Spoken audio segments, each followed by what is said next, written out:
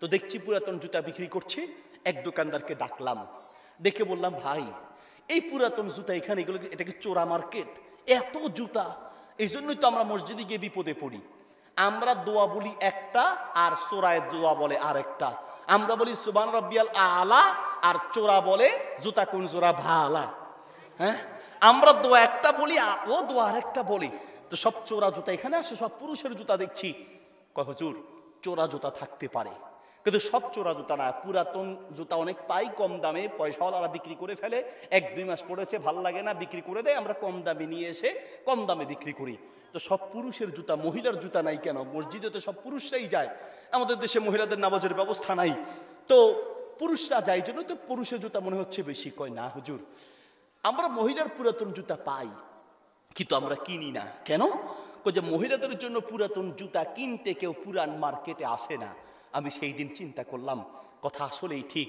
একজন স্বামী যত খারাপ হবে হোক, একজন স্বামী যত খারাপ হবে হোক, নিজের জন্য পুরানটা কিনবে, নিজের জন্য কম দামিটা কিনবে, কিন্তু স্ত্রীর জন্য পুরানটা কিনে না, সবচেয়ে দামিটা কেনার চেষ্টা করে, ঠিক কিনা?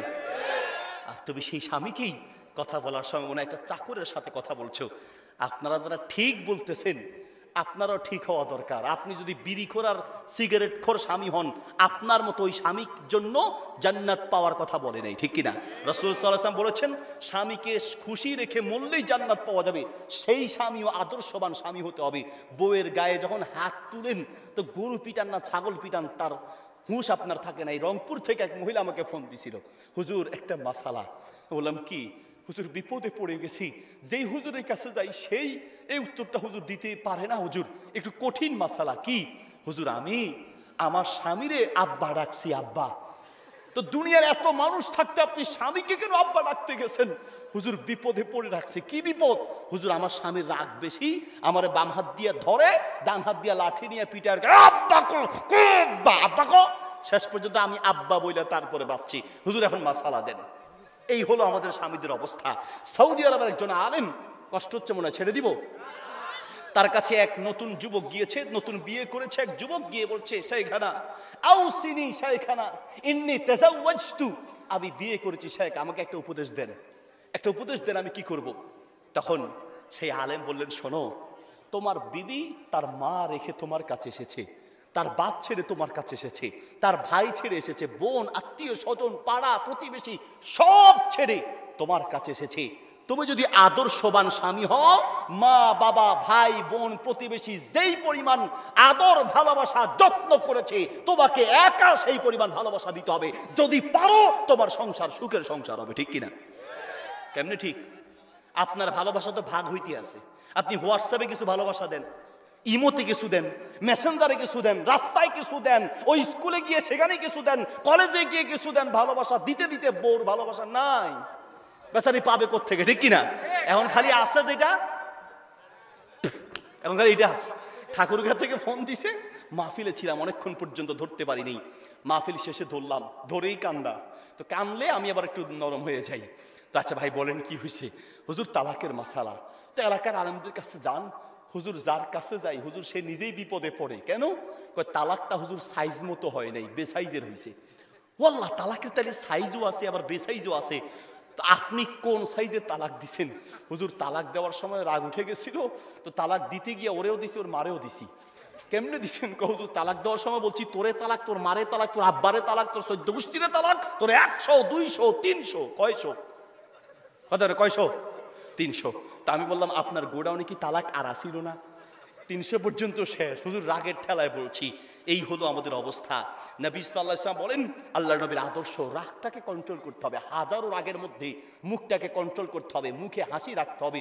রাসূল সাল্লাল্লাহু আলাইহি ওয়াসাল্লাম বলেন, সহিহুল জামি কিতাবের হাদিস, মান কাযিমা গায়জান ওয়া হুয়া ইস্তাতিউ আন ইউনাফিজাহু মানে আল্লাহু কলবাহু রিদান ইয়াউমাল কিয়ামা। কিয়ামতের মাঠে যে ব্যক্তি রাগ উঠার পরে রাগটাকে কন্ট্রোল করতে পারবে, বউয়ের গায়ে হাত তুলবে না, বাচ্চাকে পিটাবে না, প্রস্রাব করছে মাথার উপরে নিয়ে আছাড় মারছে, রাগ করে রাগ উঠে তো থাপ্পড় লাগায় দিছে, আল্লাহ নবী বলেন না, যে ব্যক্তি রাগ উঠার পরেও নিজেকে কন্ট্রোল করতে পেরেছে, আল্লাহর নবী বলেন কিয়ামতের মাঠে আল্লাহ তার হৃদয়কে সব খুশি দিয়ে পরিপূর্ণ করে দিবেন। আল্লাহু আকবার।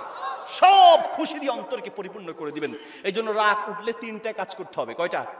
ঘুমাই গেছেন, ঘুমাই গেছেন? জেগে আছেন? কে কে ঘুমাইছেন দুই হাত তুলে দেখান। 2-4 জন ঘুমাইছে নাকি? মাশাআল্লাহ। ঘুমান নাই তো? নারায়ে তাকবীর। হয় নাই। তাকবীর দেওয়ার জন্য হাত তুলতে হয়। কি তুলতে হয় বলেন? হাত। যাদের হাত নাই তারা পা তোলার দরকার নেই। 1 নম্বরে হাত তুলে তাকবীর দিবেন। 2 নম্বরে যাদের মুখে পান আছে তাকবীরটা বাড়িতে গিয়ে দিয়েন। এখানে সাদা জামা লাল বানানোর দরকার নেই। হাত খুলে, মুখ খুলে, প্রাণ খুলে নারায়ে তাকবীর, আল্লাহু আকবার। মাশাআল্লাহ। রাগ দমন করার পদ্ধতি হলো 3টা। কয়টা? আরো জোরে। 3টা পদ্ধতিতে রাগ দমন করতে হয়। 1, রাগ উঠলে আউযু বিল্লাহি মিনাশ শাইতানির রাজিম বলতে হবে। নাম্বার 2, রাগ উঠলে ইদা গদিবতা ফাতাওয়াদ্দা, রাগ উঠলে ওযু করবেন। নাম্বার 3, রাগ উঠলে নিজের অবস্থান চেঞ্জ করবেন। এটা রাসূল সাল্লাল্লাহু আলাইহি ওয়াসাল্লামের আদর্শ। সমাজ পাল্টাতে হলে রাগকে কন্ট্রোল করতে না পারলে আপনাকে দিয়ে কিচ্ছু হবে না। আপনি ঘরে গেলে অনেকে অহংকার করে বলে যে আমি ঘরে গেলে আমার ছেলে মেয়ে সব একদম সোজা হয়ে যায়। এটা অহংকারে কিচ্ছু নয়। আমি ঘরে গেলে আমার ছেলে 2 জন, আলহামদুলিল্লাহ মেয়ে 1 জন। তো ছোটবেলায় বড়টা যখন ছিল আইসের নাকের ভিতরে আঙুল ঢুকাইতো, মেয়েটা কানের মধ্যে, আর একটা আছে মানে যেখান দিয়ে পারতো চোখের মধ্যে, মানে এইভাবে একটা কাঁধে একটা মাথার উপরে, আর একটা এসে 2টারে ফেলাইয়া ও কাঁধের উপরে উঠবে। এটাই হলো ভালোবাসা। বাপ ছেলেদের সাথে বন্ধুর মতো আচরণ করতে হবে, বাঘের মতো নয়। ঠিক কিনা? আপনার বাচ্চার সাথে খেলতে হবে। আমরা বাচ্চাদের সাথে খেলি, আলহামদুলিল্লাহ আমার ঘরে ক্রিকেট আছে, ফুটবল আছে, ব্যাডমিন্টন, ব্যাট আছে, অনলাইনের প্রায় আধুনিক যত হালাল খেলা আছে সব খেলা আছে। এমনকি কিছুদিন আগে 25,000 টাকা দিয়ে ওই যে আপনার এটা কি বলে টেনিস বোর্ড কিনেছি। টেনিস বোর্ড আমি আর আমার বড় ছেলে যেটা দেখেন আমার মতো ওয়াশ করে বা আমার মতো চলে, ও সব ক্ষেত্রে খেলাধুলো সব আমার মতো একসাথে খেলি। শেখ আহমদুল্লাহ হাফিজাহুল্লাহ আমার চেয়ে অনেক বড় আলেম, আলহামদুলিল্লাহ। বাসায় বিল্ডিং এর পাশে মাঠ আছে, আমি গেলে আমি সহ ওনার বাচ্চাদের সহ একসাথে খেলি। উনিও সুযোগ পাইলে দৈনিক আধা ঘন্টা হলেও অফিসের লোকদের সাথে খেলবে, বাচ্চাদের সাথে খেলবে। বাচ্চাকে সময় দেন। বাচ্চাকে টাকা দেওয়ার চেয়ে, অর্থ দেওয়ার চেয়ে, সম্পদ দেওয়ার চেয়ে বাচ্চাকে সময় দেওয়া বেশি জরুরি। ঠিক কিনা? সময় দেন বাচ্চাকে, বাচ্চার সাথে গল্প করেন, তার সাথে একটু আনন্দ দেন। শুধু শাসন নয়, আনন্দ দিয়েও বাচ্চাদেরকে ভালো বানানো যায়। ভাইয়ের আমার অনেক দেরি হয়ে যাচ্ছে, অনেক সময় পার হয়ে যাচ্ছে, রাত অনেক গভীর হয়ে গেছে। মূল কথা বলি যে রাগটাকে আপনার কন্ট্রোল করতে হবে। আমাদের ঘরে অশান্তির বড় একটা কারণ আমরা আমাদের রাগ দিয়ে সমাজ দমন করতে চাই, রাগ দিয়ে পরিবারটাকে কন্ট্রোল করতে চাই। না না না, রাগ দিয়ে নয়, ভালোবাসা দিয়ে সম্ভব। নবী সাল্লাল্লাহু আলাইহি ওয়াসাল্লাম নবী সাল্লাল্লাহু আলাইহি ওয়াসাল্লাম এদিকে নবী সাল্লাল্লাহু আলাইহি ওয়াসাল্লাম এদিকে নবী সাল্লাল্লাহু আলাইহি ওয়াসাল্লাম সুবহানাল্লাহ, তিনি মাঝে মাঝে স্ত্রীর প্রশংসা করতেন। 3টা জায়গায় মিথ্যা বলা জায়েজ বলেছেন। কয়টা জায়গায়? 3টা। বলে হুজুর এই হাদিস তাড়াতাড়ি বলেন, এটা তো আগে লাগবে। মিথ্যা বলার হাদিসটা আগে দরকার না? যুদ্ধের ময়দানে মিথ্যা বলা জায়েজ। 2 নম্বর হচ্ছে 2 মুসলমানকে মিলিয়ে দেওয়ার জন্য মিথ্যা বলা জায়েজ। লাইসাল কাযযাব মান ইউসলিহু বাইনান নাস, 2 মুসলমানের মাঝে মিলিয়ে দেওয়ার জন্য মিথ্যা বলা জায়েজ। 3 নম্বর হচ্ছে স্ত্রীর প্রশংসা করতে গিয়ে একটু মিথ্যা বললে এটাও জায়েজ আছে। মনে করেন আপনার স্ত্রী হলো পাতিলের তলার মতো কালো, কিন্তু আপনি বলার সময় একটু পাম দিয়া জোরে সোরে বলবেন, একটু বাড়ায়া বলবেন। আর দুনিয়া তামসি আলাল পাম, দুনিয়া পামের উপরে চলে। তোমার মতো বউ যে ঘরে আছে, লাইট কিসের লাইট? কোনো দরকার নাই লাইট ছাড়াই তো আমি ফক করে দেখি। তোমার চেহারার আলোতে ঠিক মতো পাম দিতে পারলে আগে চা 1 কাপ দিলে পরের দিন 2 কাপ দিবে, মাছ আগে 1 টুকরা দিলে পরের দিন 2 টুকরা দিবে। ঠিক কিনা? তবে আজকে গিয়ে শুরু করলে বলবে ও শিখাইছো না, আজকে না কালকে থেকে স্টার্ট দিয়ে, অসুবিধা নেই। বাস্তব কথা, একটা মেয়ে সে কিচ্ছু চায় না। সে তার শ্বশুরের কষ্ট মেনে নিতে পারবে, সে তার শাশুড়ির কষ্ট মেনে নিতে পারবে, সে তার ননদের কষ্ট, জালের কষ্ট মেনে নিতে পারবে যদি স্বামীর ভালোবাসা পরিপূর্ণ পায়। ঠিক কিনা? আপনি তো তাকে ভালোবাসা দিতে জানেন না। আপনি মনে এদিকে শুধু একদিকে ওয়াজ আমাদের হয়, শ্বশুরের খেদমত, শাশুড়ির খেদমত বেশি করে করো, মা বাবার মতো। মাশাআল্লাহ, ঠিক আছে, শ্বশুর শাশুড়ি মা বাবার মতো তাদেরকে আদর করবেন, ভালোবাসবেন, ঠিক আছে। কিন্তু পাশাপাশি বলতে চাই নিজের ছেলের বউটাকেও তো মেয়ের মতো আদর করা দরকার। ঠিক কিনা? শুধু একদিক বললে তো হবে না, দুদিকে তো চিন্তা করতে হবে। আমার জামাই ও ফেরেশতা আল্লাহ দিছে, এত ভালো আমার জামাই, মেয়ের জামাই আর কি, তার মতো মানুষ হয় না। আমার মেয়ে যেমনে বলে তেমনে চলে, আমার মেয়ে যেমনে বলে তেমনে চলে, একদম সোজা আমার জামাই। আর আমার ছেলে দুনিয়ার খারাপ, বোর কথায় উঠে আর বসে। বুঝেন নাই মনে হয় কথার মায়ের, বুঝছেন? আমার জামাই খুব ভালো, ওই যে মেয়ে মেয়ের কথা মতো চলে, আর ছেলে খুব খারাপ বোর কথা মতো চলে। তো তোমার জামাই কার কথা মতো চলে? ওই একই তো হইলো, বোর কথা মতো চলে না? একই তো হইলো। নিজের মেয়েটার দিনের 9টা 10টায় ঘুম থেকে উঠেই, আমি তো মনে করছি আপনারা চলে যাবেন, এই জন্য না কথা ঘুরায় ঘুরায় বলতেছি। 1টা বেজে গেছে, চলে যাবেন না? হ্যাঁ, নিজের মেয়েটা দিনের 9টা থেকে 10টা বাজে ঘুম থেকে উঠে, ওমা নিজের মেয়েকে ফজরের নামাজের কথা বলে না, আর ছেলের বউকে বলে খবরদার বলবা, তাহাজ্জুদের সময় উঠবা, তাহাজ্জুদের নামাজের অনেক অনেক ফজিলত, তাহাজ্জুদের নামাজ পড়ে নাস্তা বানাবা। আসল কথা কি নামাজ না নাস্তা? নিজের ছেলের বউকে তাহাজ্জুদের ওয়াজ করে, আর নিজের মেয়েটাকে ফজরের নামাজের কথাও বলে না। এর চেয়ে নিবখার আমার কেউ হতে পারে না, ঠিক কিনা? আর আপনি ছেলের বউ, আপনারও তো রাসূলুল্লাহ সাল্লাল্লাহু আলাইহি ওয়াসাল্লামের আদর্শ বোঝা উচিত।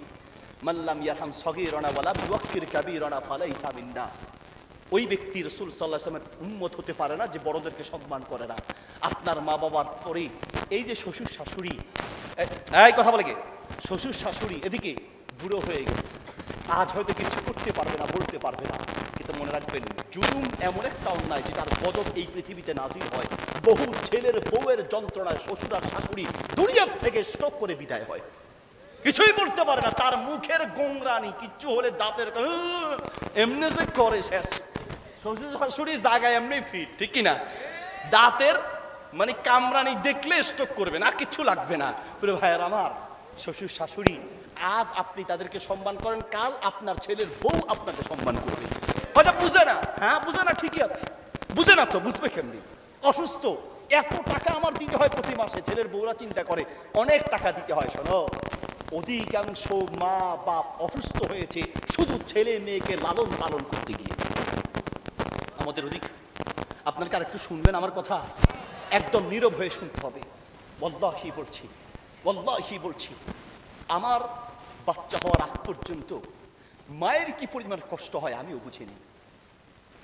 আমার বিবিকে দেখে প্রতিটা মুহূর্তে আমি ভাবি যে আমার বিবি তার আমার বাচ্চাটাকে তার পেটে ধারণ করে আমার বিবি যে পরিমাণ কষ্ট করছে।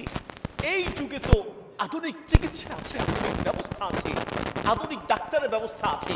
আমার নিজের আলহামদুলিল্লাহ একটা ডায়াগনস্টিক সেন্টার, একটা হসপিটাল, একটার সাথে আমি নিজেও জড়িত আছি। আমি যে পরিমাণ ব্যবস্থা আমার স্ত্রীকে দিতে পারছি, আমার বাপ সেই পরিমাণ ব্যবস্থা দিতে পারে নাই। কাছে আমার বিবি যে পরিমাণ কষ্ট করেছে, আমার মা তার চেয়ে কয়েক গুণ বেশি কষ্ট করেছে, ঠিক কিনা? বাস্তবে ছেলের বউ পাওয়ার পরে, শ্বশুর শাশুড়ি পাওয়ার পরে, শোনো, আমার বড় ছেলের একটা বক্তব্য আছে, ইন্টারনেটে দেখবেন, ওর ওই কথাটা আমি মাঝে মাঝে বলি, আপনাদেরও স্মরণে রাখা উচিত। করোনা আসার পরে প্রমাণ হয়েছে তোমার আসল কে, তোমার আপন কি। করোনা হওয়ার পরে এদিকে শ্বশুর জামাইয়ের কাছে যায় নাই, শাশুড়ি জামাইয়ের কাছে যায় নাই। করোনা হওয়ার পরে ভাইয়ের কাছে গিয়েছে, প্রমাণ পাওয়া যায় না।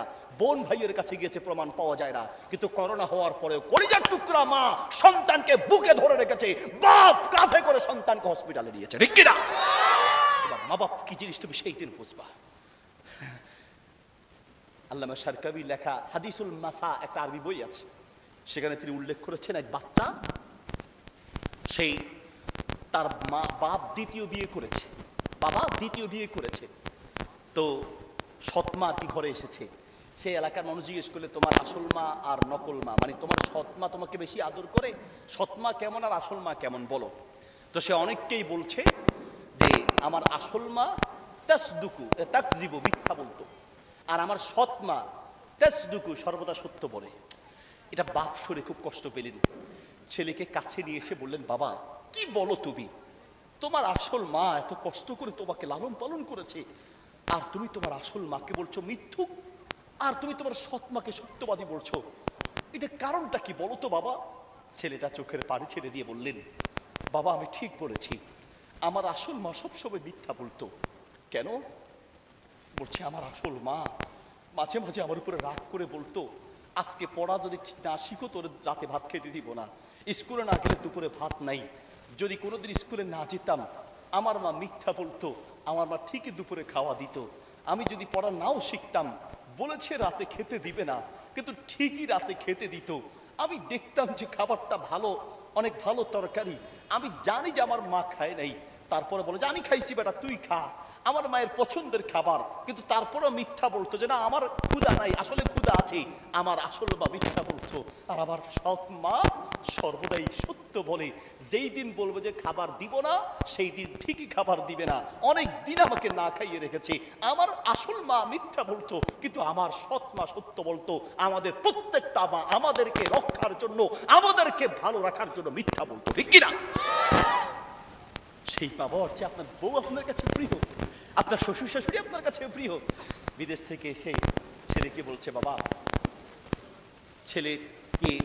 ছেলে বলছে মাকে, মা আমি বিদেশে থাকি, আমি এতদিন জানতাম না, আসার পরে শুনছি কি আমার শ্বশুর শাশুড়ি, আমার আত্মীয় স্বজন এবং আমার বউ সবাই বলছে কি তুমি সবসময় আমার বউয়ের সাথে জ্ঞান জ্ঞান জ্ঞান জ্ঞান জ্ঞান জ্ঞান করো, তোমাকে আলাদা করে দিব, তোমার হক আদায় করবো, আলাদা করে দিব, আমার ঘরে আমাকে রাখবো না তোমাকে। এই কথা শোনার পরে মায়ের কলিজা তো থরথর করে কেঁপে কেঁপে টুকরো টুকরো হয়ে গেছে। রাসূল সাল্লাল্লাহু আলাইহি ওয়াসাল্লাম বলে ইশরাফুল লিসান কাউই সাইফ, কখনো কখনো মুখের কথা তলোয়ার আঘাতের চেয়ে মারাত্মক হয়, ঠিক কি না? তলোয়ার আঘাতের চেয়ে মুখের কথা মারাত্মক হয়। মা শুনলেন, বাথরুমে গিয়ে ঘরের দরজা বন্ধ করে চোখের পানি ফেলে কাঁদলেন, বের হয়ে একটু কৌশল করলেন, ছেলেকে বললেন বাবা ঠিক আছে, এটাই ভালো হবে, তুমি আমার হক যেহেতু আদায় করতে চাচ্ছ আলহামদুলিল্লাহ, আলাদা করে দিও, অসুবিধা নেই। তবে আমি একটা স্বপ্ন দেখেছি বাবা, এই স্বপ্নটা পূরণ করো। কি স্বপ্ন? আজকে বাজারে যাও, একটা পাকা আম নিয়ে আসো, আমটা বুকে নিয়ে ঘুমাবে, সকালে আমি তোমার বুকের উপর থেকে নিয়ে খাবো। মা এটা কি ধরনের কথা বাবা, এই স্বপ্নটা অন্তত পূরণ করো, আর কোনো ব্যাখ্যা চেয়েও না। আচ্ছা ঠিক আছে। বাজারে গেলেন, একটা পাকা আম নিয়ে আসলেন, আমটা নিয়ে এসে বুকের উপরে নিয়ে ঘুমালেন। 2 মিনিট যেতে না যেতেই আমটা নিয়ে ঘুমালেন। 2 মিনিট যেতে না যেতে আমটা পিঠের তলে পড়ে চ্যাপ্টা হয়ে গেল। উঠে ঘুম থেকে কাপড় নষ্ট হয়ে গেছে, মাকে ধমক দিয়ে বলছে মা তুমি যে কি পাগলামি করো, বুকের উপরে কিছু নিয়ে কি মা ঘুমানো যায়? আমার পিঠের তলে পড়ে তো নষ্ট হয়ে গেল, চ্যাপ্টা হয়ে গেল। মা চোখের পানি ছেড়ে দিয়ে বললেন বাপ, আমি আম খাওয়ার জন্য বলি নাই, আমি তোমাকে বোঝানোর জন্য বলেছি। আজ একটা মাত্র রাত এই আমটা বুকে নিয়ে ঘুমাতে পারো নাই, একটা মাত্র রাত আমটাকে বুকে নিয়ে ঘুমাতে পারো নাই, আর আমি তোমার জন্ম দুঃখিনী মা, 1 দিন 2 দিন নয়, 1 মাস 2 মাস নয়, 4-5টা বছর আমি তোমাকে বুকে নিয়ে ঘুমিয়েছি। আমি যদি তোমার মতো বেহুশ হয়ে ঘুমাতাম, তুমি তো পিঠের তলে পড়ে চ্যাপ্টা হয়ে যেতা, বউ কোথায় পাইতা, শ্বশুর শাশুড়ি কোথায় পাইতা, ঠিক কিনা? বন্ধুগণ, আমি এবার মাকে প্রশ্ন করেছি, আপনি আপনার মাকে প্রশ্ন করেন, পৃথিবীর প্রত্যেকটা মা একই জবাব দিবে। আমার মাকে আমি প্রশ্ন করেছি, মা তুমি যখন 2 হাত তুলে দোয়া করো, তো সর্বপ্রথম তুমি কার জন্য দোয়া করো বলো? মা কার জন্য দোয়া করো বলো? তখন আবার মা বলেছেন, আমি যখন 2 হাত তুলে দোয়া করি, আমার ভাইয়ের কথা ভুলে যাই, আমি বোনের কথা ভুলে যাই। আমি সর্বপ্রথম হাত তুলে দোয়া করার সময় আমি আমার সন্তানের জন্য সবার আগে দোয়া করি। আল্লাহু আকবার। আব্দুল ইবনে ওমর রাদিয়াল্লাহু তাআলা এই পয়েন্টটা বলেছেন। কেজরুল ভাই আসছে, মাশাআল্লাহ, সামনে আসেন তাহলে। এটার জন্য আপনি প্রস্তুত আছেন? ঠিক আছে, ওকে, জাযাকুমুল্লাহ খাইর। আব্দুল ইবনে ওমর রাদিয়াল্লাহু আনহু বাইতুল্লাহর পাশে দাঁড়ানো, এক যুবক মাকে কাঁধে করে করে তাওয়াফ করাচ্ছেন, মাকে কাঁধে করে করে তাওয়াফ করাচ্ছেন। আব্দুল ইবনে ওমরের কাছে বলছেন, আমি আমার মাকে এইভাবে 20টা বছর আমার কাঁধে করে করে তাওয়াফ করাই, আমি কি আমার মায়ের হক আদায় করতে পেরেছি কিনা? আমার উপরে যে মায়ের হক আছে, আমি কি সেই হক আদায় করতে পেরেছি? 20টা বছর আমার অসুস্থ, আমি কাজে করে করে বাথরুমে যাই, আমার এই কাঁধ আমার মায়ের রাদিয়াল্লাহু চোখের মুচকি হেসে দিয়ে বললেন, শোনো, 20 বছর ধরে ঘুরে মনে করছো যে তোমার মায়ের হক তুমি আদায় করছো, শোনো, যদি তুমি এইভাবে মৃত্যুর আগ পর্যন্ত তোমার মাকে কাঁধে করে বয়ে বেড়াও, তোমার মা তোমাকে প্রসব করার সময় একটা নিঃশ্বাস ছেড়েছে, কষ্টের নিঃশ্বাস, ওই যন্ত্রণার নিঃশ্বাস, ওই একটা নিঃশ্বাসের হক কিয়ামত পর্যন্ত তুমি আদায় করতে পারবে না। আল্লাহু আকবার। চিকিৎসকরা বলেন, একটা মানুষের একসাথে কয়েকটা হাড্ডি একসাথে টাচ করে ভাঙলে যে পরিমাণ কষ্ট হয়, একটা বাচ্চা জন্ম দেওয়ার সময় মা তার চেয়ে বেশি কষ্ট পায়, তার চেয়ে বেশি কষ্ট পায়। ভাই আমার, মা বাবার চেয়ে আপন পৃথিবীর কেউ হতে পারে না। এই জন্য আর কিছু পারেন বা না পারেন, মা বাবাকে খুশি করার চেষ্টা করুন। রাসূলুল্লাহ সাল্লাল্লাহু আলাইহি সাল্লামের আদর্শগুলোকে যদি সমাজে বাস্তবায়ন করতে চাই, মা শ্বশুর শাশুড়ি, আপনার ছেলের বউ আর শ্বশুর শাশুড়িতে ঝগড়া লাগবেই, দুজনকে মিলিয়ে দেওয়ার জন্য প্রয়োজন। এখানে মিথ্যা বলা যায় আছে, লাইসাল কাযযাব মা ইউসলিহু বাইনান নাস, সব সময় মায়ের পক্ষে থাকবেন, বাবার পক্ষে থাকবেন। বউকে ধমক টমক দিয়া রুমে গিয়া দরজা বন্ধ করে পরে আদর করে বুঝাইয়া দিবেন যে ওটা অভিনয় ছিল, তবে এটা যেন শ্বশুর শাশুড়ি বুঝতে না পারে। তোমার অন্যায় নাই বুঝি, তোমার দোষ নাই বিবি, তোমার দোষ নাই, তুমি একদম নির্দোষ, কিন্তু আমার মাকে খুশি করার জন্য আমি তোমাকে প্রয়োজনে থাপ্পড় দিব, এটা কষ্ট পেও না। রাগ করবো, তুমি কষ্ট পাও না, কারণ তোমাকে বুঝাই দিতে পারবো। আমার মা বাবা বুড়া হয়ে গেছে, তাদেরকে বুঝানো যাবে না, ঠিক কিনা? এইভাবে হলেও সংসারটাকে টিকায় রাখার চেষ্টা করতে হবে। আল্লাহ সুবহানাহু ওয়া তাআলা আমাদেরকে তৌফিক দান করুন, আমিন। গ্রামের মাহফিল এক বিষয়ের উপর তাফসীর করলে বুঝবেন না, এই জন্য ঘুরে পেঁচায়